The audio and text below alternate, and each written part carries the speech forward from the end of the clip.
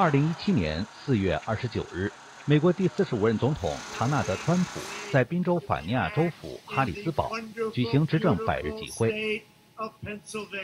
来自中国辽宁的池丽华母女把一个信封递到了白宫高级顾问康威的手中，请他转交给川普总统。信封内有池丽华的丈夫徐大为的2张照片和一封有376个签名的联名信。这封联名信开启了中国影响深远的红手印事件。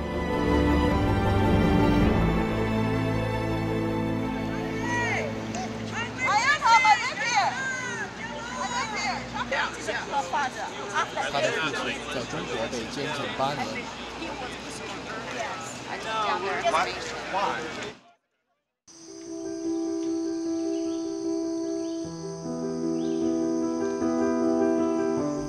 小时候，我和妈妈大部分时间都是住在外婆家。我的生活中有妈妈、姥姥、姥爷、爷爷、奶奶，但就是没有爸爸。我还没出生，爸爸就做冤狱。他出狱的时候，我大约8岁。妈妈和亲戚开了一辆车去接爸爸。我也去了。这是我记忆中第2次见到爸爸。爸爸在车上呕吐不止。从那以后5、6年的时间，我一坐车似乎就闻到那种味道，一坐车就想吐。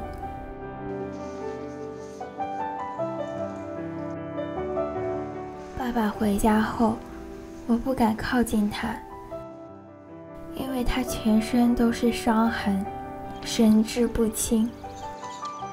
妈妈把他送去医院抢救，爸爸就再也没有回来。乐乐，帮妈妈洗菜。乐乐是徐新阳的小名。2017年，母女俩作为联合国难民被安排来到美国。因为我刚来美国也不会语言。然后，同学都很帮助我。刚开始连厕所都找不到。那天从学校回来就大哭，我怎么劝也不能嘛，把自己关在屋子里哭。是挺不容易的。有一个议员的那个就是秘书约见我们嘛，也是谈了很长时间。当他听到我们家孩子就说现在这个年龄段本应该上高中的这个情况下，才只有小学3年的文化，他也非常同情。他就是给了我们一张名片，就说可以去那个上学去。12减7等于几？等于5。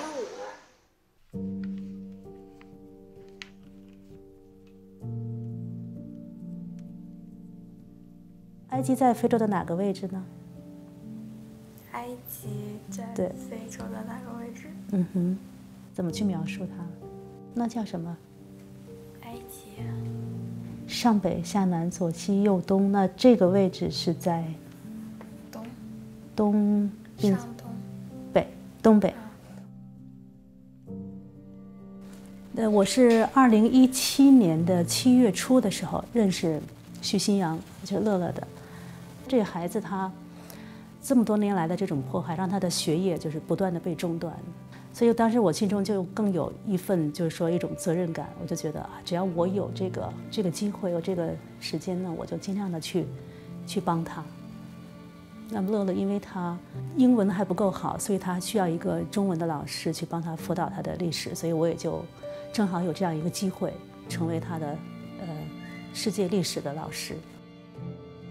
那我在教他历史的时候，你就是发现他特别基本的这些东西，他都完全没有接触过，都不知道。这并不是说他没有这个能力去学习，因为在我教他历史的时候，比如说我们讲了一个历史的事件，然后他会问我一些问题，问我一些问题，我觉得这些问题真的是蛮有深度的，记忆力不错，而且读那些英文的这个发音啊什么的都是很准的，所以孩子的其实学习的那个能力和潜力、资质其实是很不错。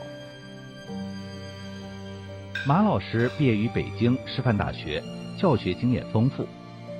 有一段时间，他和徐新阳吃住在一起，辅导他的英文、历史。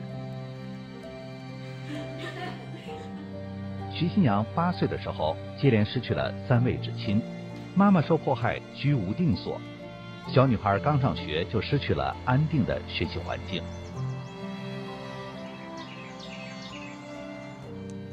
爸爸、姥姥、姥爷都去世了，妈妈因为给爸爸申冤，她自己也被警察通缉。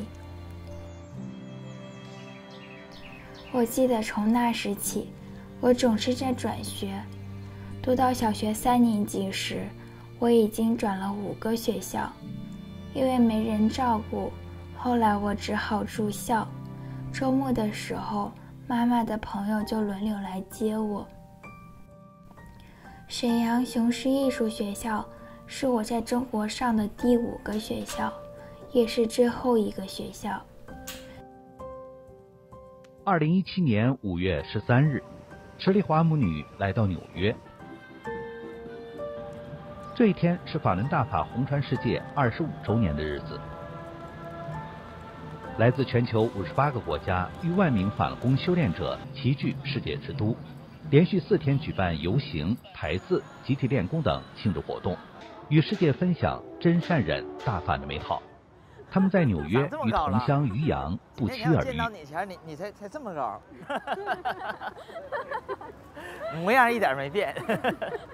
你还记得不？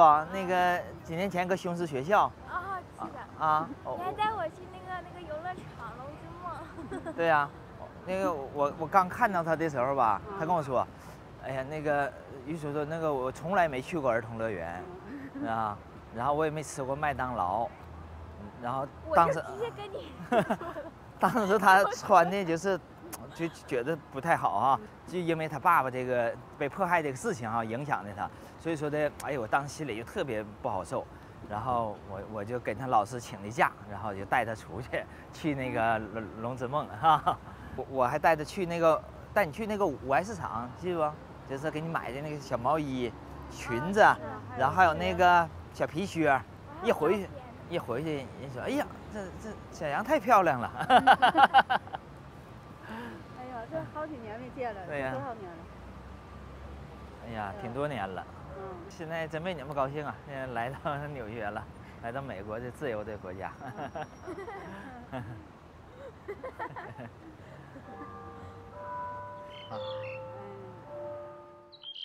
雄狮学校和其他学校不一样，除了正常学习外，老师每天教我们学习礼仪，学习中国传统文化。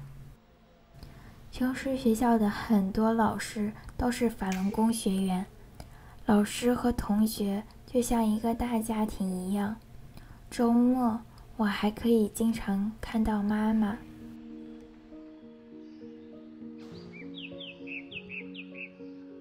雄狮学校呢，它原本呢是一个艺术类的，有环境设计，有那个室内装修，这些专业。它是一个很老牌的一个学校。那个雄狮学校那个校长呢，那个郭校长啊、徐校长啊，我们99年就认识了。然后这个迫害这个10几年吧，一直没断联系，就关系特别密切。后来他就觉得，学生光在技能上那个提升就是不行，应该是加入这个传统文化教育，因为现在的学生都缺乏这种传统文化。然后他们就引入了一些传统文化这个教材呀、课程啊，但引入了之后呢，学生就发生了就非常大的这种翻天覆地的这种变化。那见到老师呢，如果走廊或者楼梯见到老师，一定是鞠躬问好的，老师好。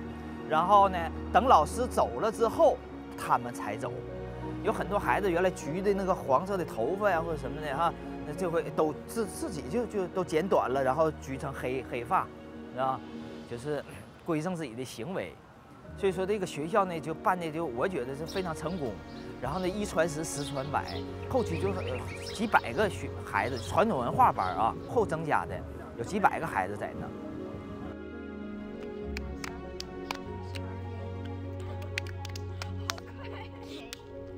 有一次在雄狮学校，我很开心地跟老师说，明天是我的生日。老师说会给我准备生日礼物。第二天，我左等右等，老师一直没回来。后来我才知道，老师被警察带走了。第二天早上听说，警察中午会在食堂放一些污蔑法轮大法的材料，我和有些同学就从学校逃出来了，我们连行李都没有拿就走了。后来我听说，雄狮学校很多同学都被警察带走了，其中有个叫八卦男的同学被警察带走了很多天，警察4天没让他睡觉，让他说出老师都跟什么人接触，他吓坏了，回家后精神崩溃死亡了。从那天以后，有一段时间，我总是在噩梦中惊醒，晚上睡觉必须有人握住我的手才能睡着。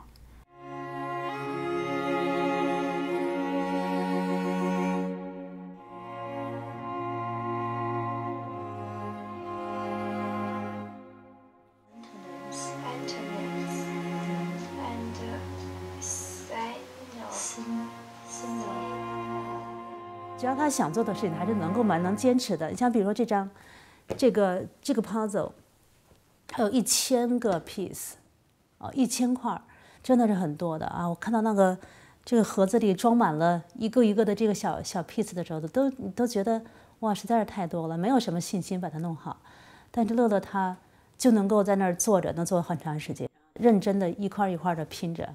从这个拼图当中，可以看出来他其实很有观察能力啊，然后也很能坚持去做，所以学习的能力真的是很强，真的是很强。但是因为我就觉得问题就是在于这个孩子多年以来没有这种系统的学习过，所以他欠缺了这种学习的这种方法，然后学习的习惯，还有这种克服困难的这个毅力。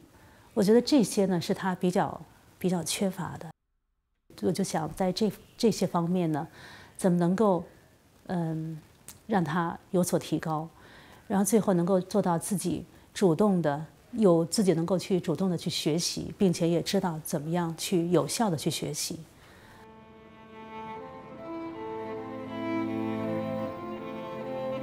池丽华和徐新阳冒雨来到纽约总督岛，与2000多名反了公学员一起参加大型排字活动，表达心声。我叫陈汉东，就是说2001年之前，我和徐大伟还有这个徐大伟的太太那个池丽华，我们在一起印刷资料，一起晚上出去贴那个真相。我俩一起去买耗材嘛，买了8箱10箱的耗材，用自行车我俩一起驮回来。他是那个拿那个浆糊提了那个桶，就往墙上刷浆，我在后面一贴，我就这么配合。一做就是半夜，还有池丽华，当时我们是这样。后来被那个我们当地有一个胜利派出所发现，我是2001年的2月12号被抓，他们可能比我早几天。徐大伟被判了8年，在这期间，我在沈阳市第1拘留所的时候，我和徐大伟关在一起。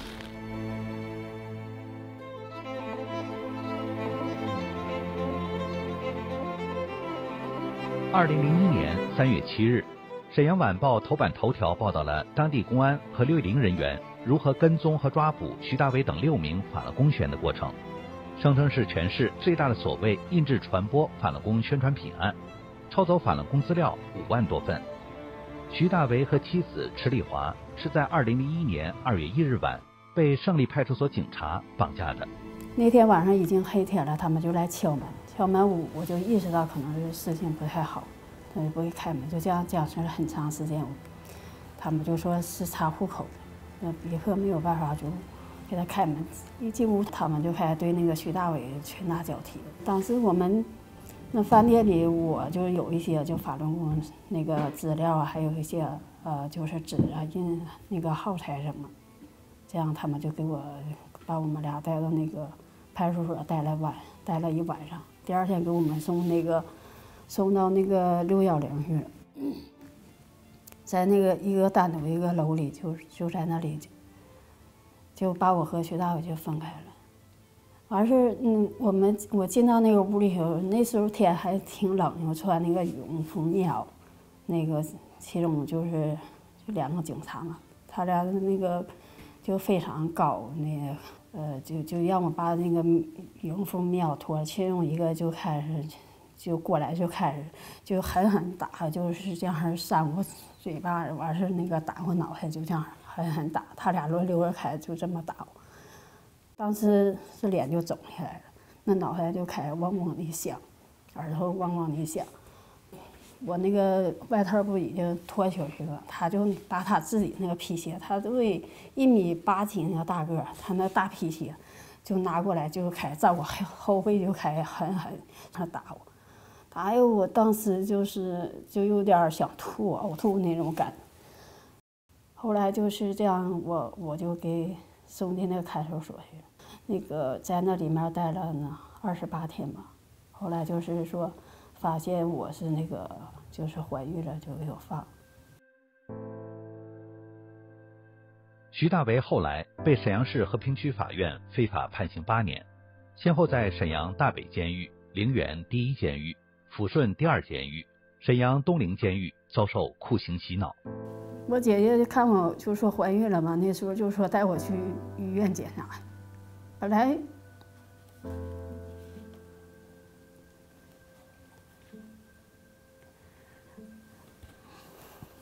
这时徐大为被关在沈阳大北监狱，还不知道妻子怀孕了。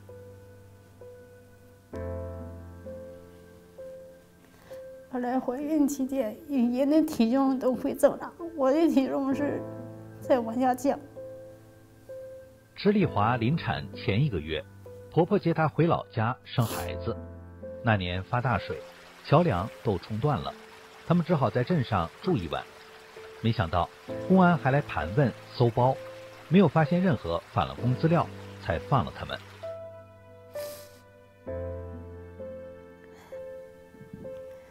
他们是这么对待我，但是当地老百姓就特别好。那桥冲断了哈，我连家都回不去，没有办法过那河，我又挺了大肚子，怎么过呢？那些周围那些邻居那些人啊，他们就把我给抬过去那个河，给我抬过去。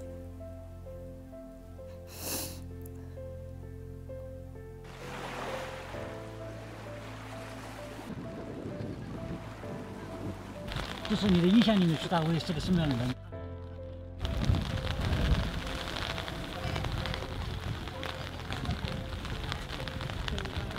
徐大伟是个厨师，我们之间隔一条马路，当时是28岁，我记得。手铐，等一会儿。当时是非常优秀的一个非常好的一个青年，他是非常英俊，而且对任何人都特别好。徐大伟被抓的时候，发现陈丽华已经有身孕了。他判了1年以后，那时候我已经被释放，我和陈丽华我们到陵园监狱去看望徐大伟。徐大伟因为他判了8年，换了是4个监狱，在陵园看过1次。在那个抚顺青台的监狱见过1次，那时候他在乐乐在那个怀里抱着，当时就是见到徐大伟，那简直有点害怕，很陌生。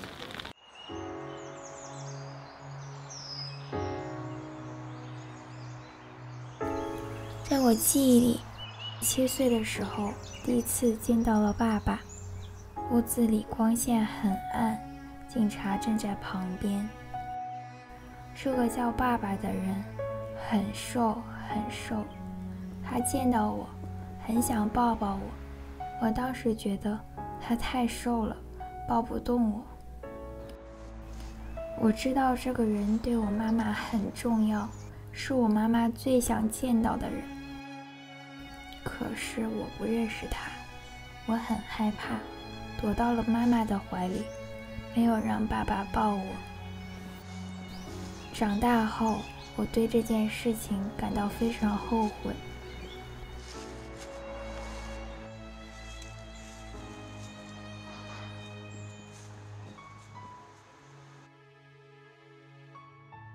徐大为长期遭受酷刑虐待。2002年腊月29，他被转到辽宁省陵园第一监狱。大年初一到初六，他因为练功被狱政科长王洪博关小号。狱警用自制的钢筋手铐将他的2只手手背挨手背铐在身后，手铐磨破皮肤，感染化脓，钻心的痛。徐大为被1天24小时铐着，折磨了约1个月，他的胳膊和膀子痛得像要断掉一样。徐大为还多次遭受上大褂酷刑，4肢呈大字形抻到极限，用铁丝固定在床上，大小便都在床上。一般人承受极限是3天，徐大为第一次就被挂了7天。不管遭受什么样的精神和肉体的折磨，徐大为始终坚持信仰。我们去了几次，后来有一次就是说那个里面有个犯人就看不过去，就偷着给我打电话，他说那个嫂子你来那个看一看那个徐大为，给他们折磨，给他上大褂呀，给他就上去戴手铐、脚镣什么的，用那个用针扎他的手指头、脚趾头，用牙刷刷他的手指头、脚心什么的，把抹布有的是堵他嘴，都不让他出声，就是折磨。你们家给他存的钱也被他们克扣了。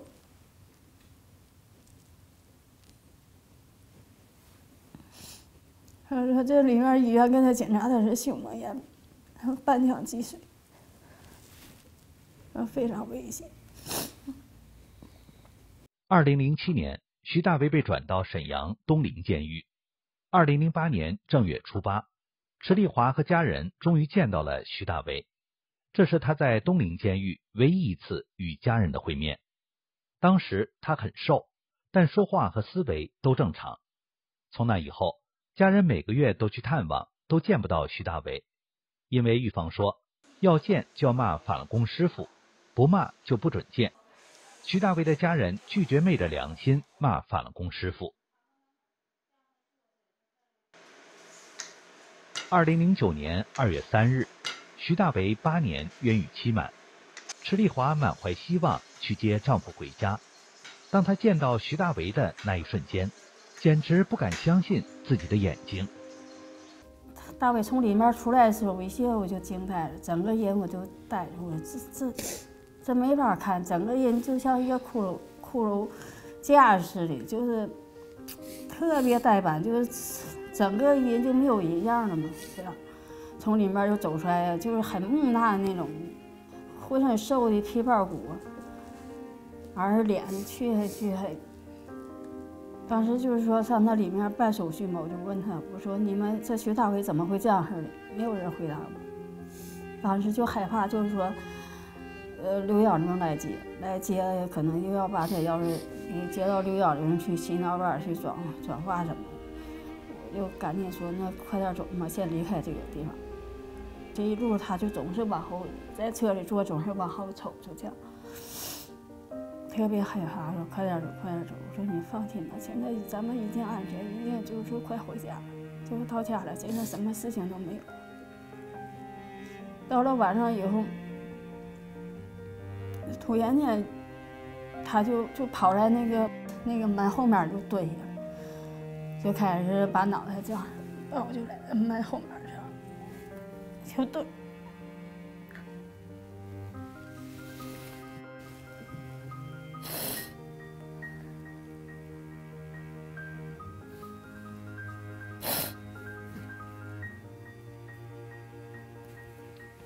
我就上他跟前说：“我说，你别害怕，现在已经是到家了，你什么事儿也没有了。”我劝了半天，后来才跟我过来坐到床上。不一会儿就突然间就莫名其妙就说一些乱七八糟的话，整个人精神就不正常。徐大为清醒的时候告诉家人，东陵监狱太邪恶了，给他打毒针，把他怼在墙角打，打得他多次昏死过去。打毒针，中共美其名说是药物治疗，这是中共强制转化法轮功学员的一种普遍手段。在中共迫害法轮功的专职机构610办公室人手一册的内部资料中写道，必要时可用药物介入，采用医药方式和临床实验方针，达到科学转化之目的。明慧网详细记录了数百起法轮功学员遭药物迫害致死致残案例，如清华大学化工系本科生法轮功学员柳志梅被中共网判12年，山东女子监狱把她当精神病，长期强制打针灌药。2008年，柳志梅提前出狱，回家几天后出现精神异常，手脚抽动，很快失去记忆，后来悲惨离世。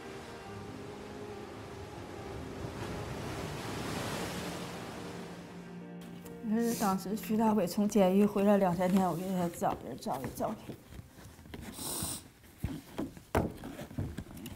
他当时这骨头看，一根一根，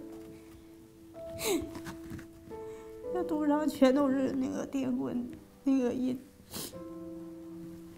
那脖子上还都是有一些勒痕什么的。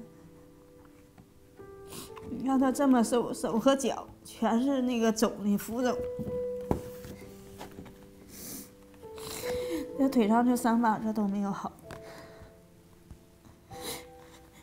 这屁股上都这油都能这样。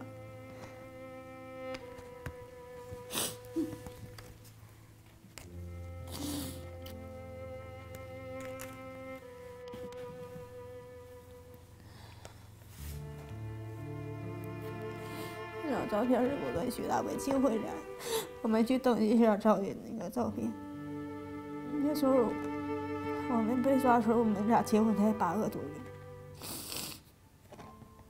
才不到100天，我失去了4位妻。第一个我大哥他肝硬化，完事了，我父亲也受不了这打击，我父亲离世。后来就大伟回来，大伟去世。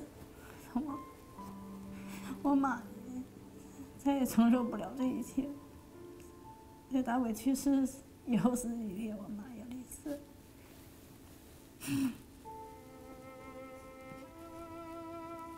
我们整个家一下就没了。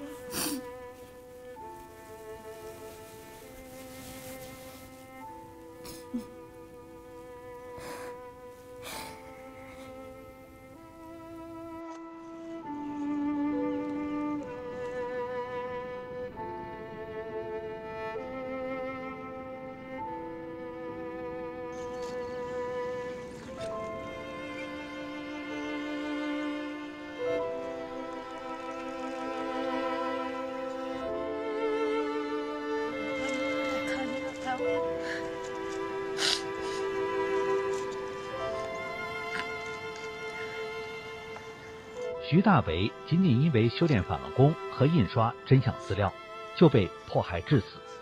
中共对他实施酷刑和打毒针，都是为了强迫他放弃对法轮大法的信仰。然而，中共自己的宪法明文规定，中华人民共和国公民有宗教信仰自由，究竟谁在违法？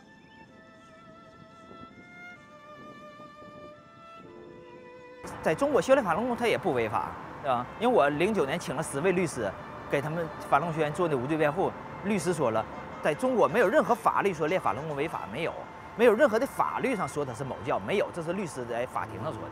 而且当庭出示一个证据，说05年中国公安部出台个中国14大邪教一个文件，里边没有法轮功。我说谁说的？他说一追根就是99年江泽民出访法国，江泽民冲媒体记者说的。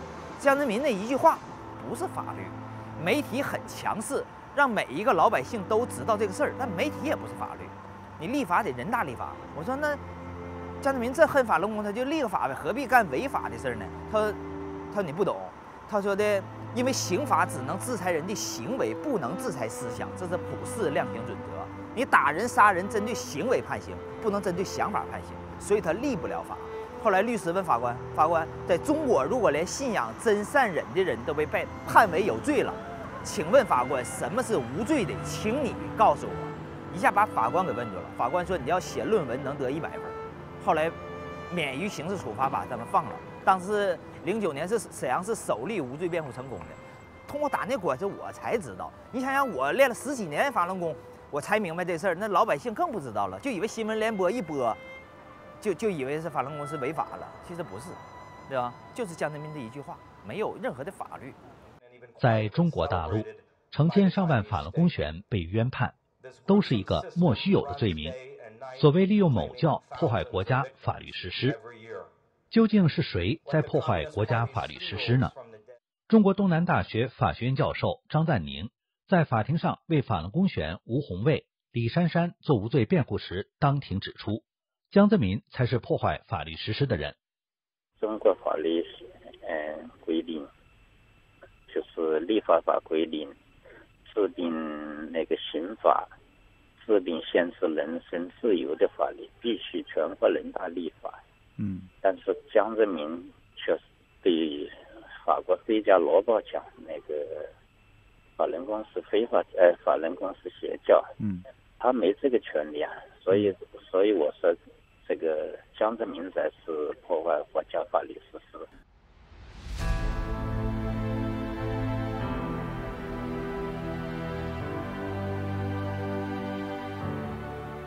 2010年，北京著名律师、宪政学者韩一村为辽宁法轮功学员郭春赞做无罪辩护时指出，信仰无罪，宣扬宗教信仰的行为同样无罪，不能只许党宣扬共产主义，而不准公民宣传自己心中的神佛。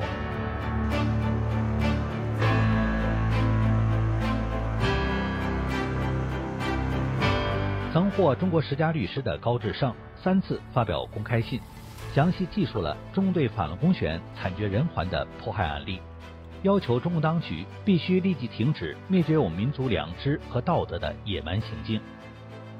2015年，中国有20万法轮功学员及其家属实名向中国最高法院和最高检察院控告迫害元凶江泽民，要求追究江泽民的刑事责任。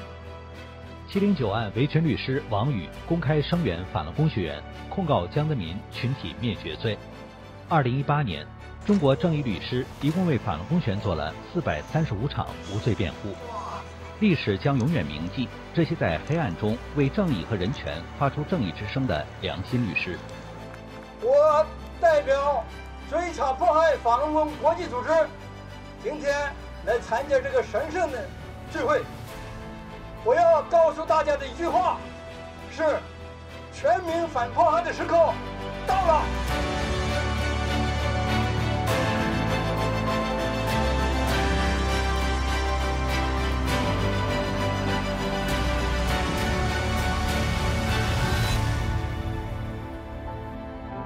徐大为去世后，池丽华和家人开始了艰难而又漫长的申冤之路。我就去那个东京监狱去找，我又把大伟的相片给他们看，我说徐大伟为什么回家13天就死了？他们说他们也不知道。我说那徐大伟这身上伤是怎么来的？他说他不知道，就推脱。我们这1年多的时间，就让我们见那一次面，我们每次都来，你就说挺好，为什么不要见？有病为什么不通知家属？他就语无伦次也说不出什么。我说告诉你，我说徐大伟不会白死，我说我一定要告你们。我说在中国总有法律健全的那一天，我一定会告你。我如果中国告不了你，国际法庭我也要告你。池丽华和女儿徐新阳辗转泰国来到美国后，向美国国会、媒体及国际组织讲述徐大为被迫害致死的经历。国际宗教自由圆桌会议日前在美国国会参议院举办研讨会，主题是中国的信仰迫害，法轮功学员和其他受迫害团体代表受邀出席。It's important for people around the world to know and understand what's happening there. They're egregious violations of people's freedom of conscience, belief and religion. 今年7月20号是法轮功被迫害19周年纪念日。辽宁法轮功学员池丽华和女儿徐新阳向与会者讲述了丈夫徐大为为坚持信仰，历经8年冤狱被中共迫害致死的遭遇。希望美国政府能更加关注我们法轮功这些迫害的群体，因为在中国像我这样的被迫害的家和银毛妻离子散这样家庭很多。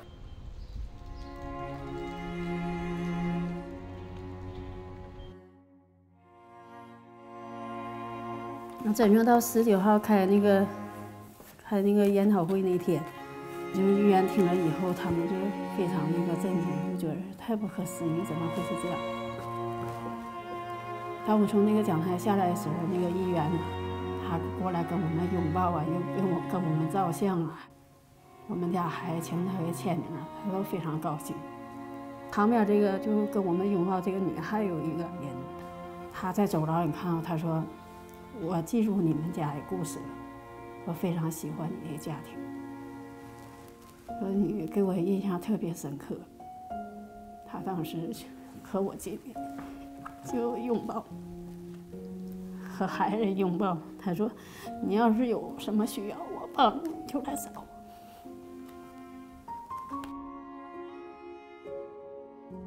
徐大为被迫害致死后，家乡的父老乡亲为他鸣冤讨公道。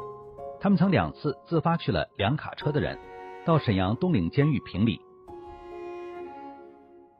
2010年3月，家乡5个村的376位村民联名签字致信政府，要求调查徐大为的死因。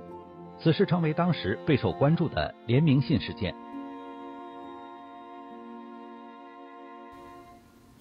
就这个联名信。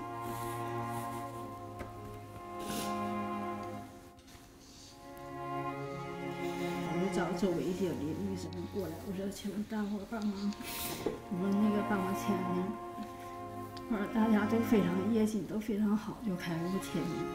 这里有一个老大爷70多岁了，当时大家都说你别去啊，冬天特别冷，你别去，你在家熬夜去住。他说不行，我说我这个侄儿被他们弄死，我应该做点什么。你们做是你们做，我做是我做。我也要去，我一定得去，为他做点什么。大家就开去各村、各山沟，农村他那个地方非常偏僻，一个山沟一个山沟，他们就去签。第1天去了，就100多人签。第2天又去了以后。有100多人签，他们也非常感动。他就给我讲，他说，他们去了一个小卖店，农村小卖店嘛，那些人都来那玩麻将啊，在那坐，在那闲聊什么的。当时大家就说听说这个事儿以后，都有点不敢签。有一个女的村干部，她说，为什么不敢签？徐大为就是练个法轮功呗，法轮功不是教人做好人吗？谁来了能怎么样？谁来了，徐大为也是个好人。他说我来签，他就签上字。后来这一屋30多人，大家全部签上。我走了以后，他们又去签了1天，签了1天就有376个人签名。其实这376个人，有的人还说。我一个人代表我们全家，代表我们全家签，其实实质上比这些人还多，因为他们都是看着徐大为长大，都非常了解他，这么好一个孩子，所以弄死。这是中国大批老百姓联名为法轮功学员鸣冤的最早案例，引起中共高层的恐慌。有知情官员透露，时任中共政治局常委、中央政法委书记周永康直接下令处理此事。警察拿着376个签名，挨个威胁村民。徐大为的弟弟被抓去非法审讯，池丽华遭警察追捕。他请的律师王景龙遭到辽宁省司法厅的打压，被威胁吊销律师执照。然而，越来越多的人了解真相并觉醒，好人不该被关在监狱里。中国普通百姓用摁手印这种传统的庄重形式，表达对法轮功学员的支持。中国各地不断出现数百、数千、数万民众一起营救法轮功学员的手印行动，2010年至2013年间达到高潮。2010年12月，黑龙江法轮功学员袁玉龙及儿子儿媳被当地警察绑架，当地中胜村95%以上的住户签字画押，力保袁家3口都是好人，要求公安局立即放人。2012年春，河北泊头市周关屯村全村300户村民每家派一代表在呼吁书上签字，并按上手印，要求当局释放该村法轮功学员王晓东。呼吁书上还盖有村民委员会的公章。这300手印曾被传到中共中央政治局，在中共内部引起震惊。2012年6月，河北石家庄市正定县700多民众按手印联名营救当地法轮功学员李兰奎。此事因涉及到美国州长访华，700红手印在美国国会亮相。2012年，黑龙江超过15000人签名摁手印，要求追查法轮功学员秦月明死亡的真相。2012年3月至2013年3月，河北唐山市唐海县逾万人签名按红手印，要求释放被中共冤判10年的当地法轮功学员郑祥兴。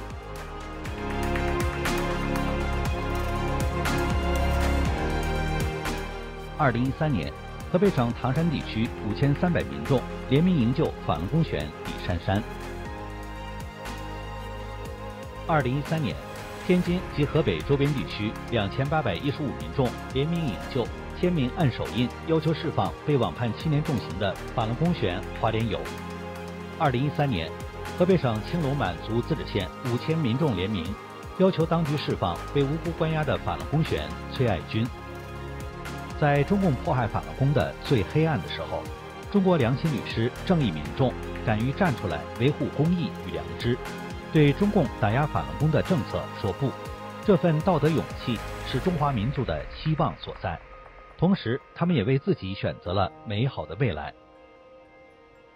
天道轮回，公理犹存，是非公道自在人心。